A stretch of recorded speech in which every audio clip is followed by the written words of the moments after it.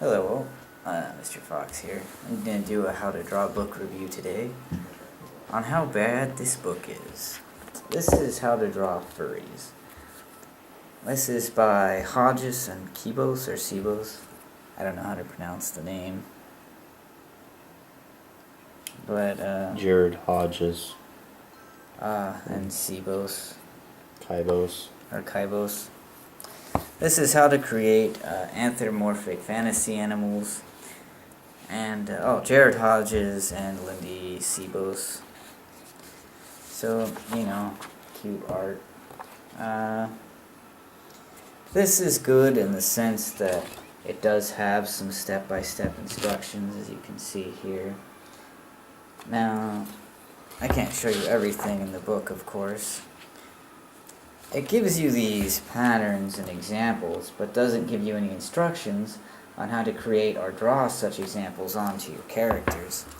Another thing this doesn't teach you how to do is how to correctly draw how the fur flows or looks on the character. And here you see some more examples, but these aren't step-by-step instructions. You just go from this skeleton to this. See, there's a lot in between the process of this and this to create this character, right? So we've got this and this, and it's just a two-step process when really it's far more than that. Now, I've successfully recreated some of these drawing myself. I don't have those drawings with me at the moment, but this is really good, but also bad because there's no steps on how to draw these characters. This is another one of those, I'd like to call it an art gallery book. Some of these would have been a good idea, say if you're working on a sci-fi comic and maybe you want to create an alien dog for your comic or a person or something like that, right? This is good reference material if you're an advanced artist, but not if you're a beginner. This is good, how to draw the feet and things like that for anthropomorphic characters is decent.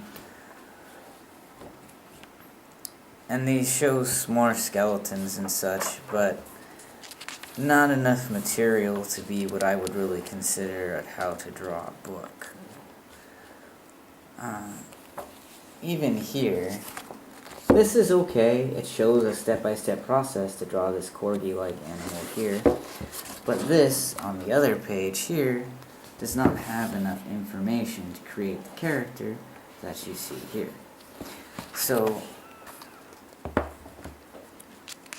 it's a very good book for reference material, not good for learning to draw anything. Towards the back of the book here, it talks about materials that you need for coloring, and does not talk about how to color. It talks about preparation, lights and shadows, but not enough to really teach you how to do anything. They briefly explain perspectives here, which is good. After all, what good is drawing comic book characters if you can't draw the environment that they are in? That's an important thing to know. But this book touches on it, but learning to draw in perspective, there are far better books about that than this. It's good that they include that here. They teach you basics on perspective. They explain quick scenes.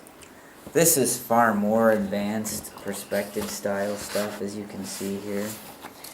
And it's good that they teach you about roughing out scenes and briefly explain that.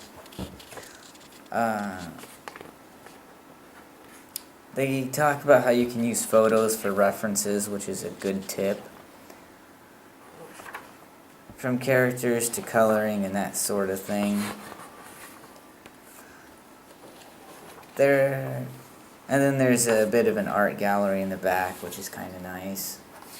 Overall, I paid $22.99 for this book, as you can see on the back price tag here.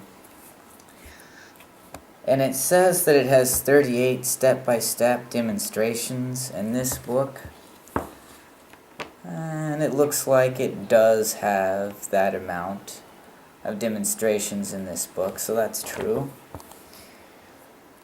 It does indeed have the 38 step-by-step instructions, but that again depends on what you consider a step-by-step instruction.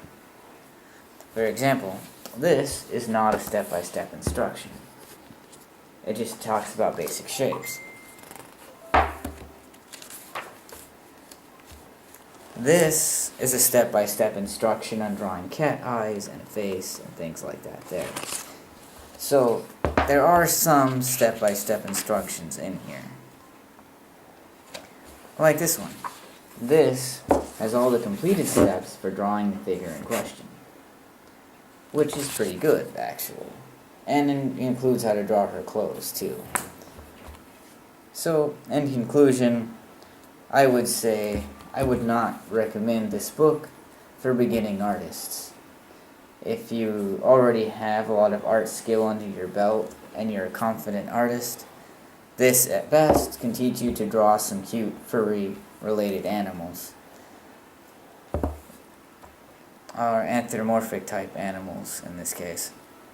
So if you like furries and anthropomorphic animals and you want to learn how to draw them, this book may help you if you're an intermediate artist, intermediate to advanced. Not a lot of help here if you're a beginning artist. Some great ideology, some great ideas,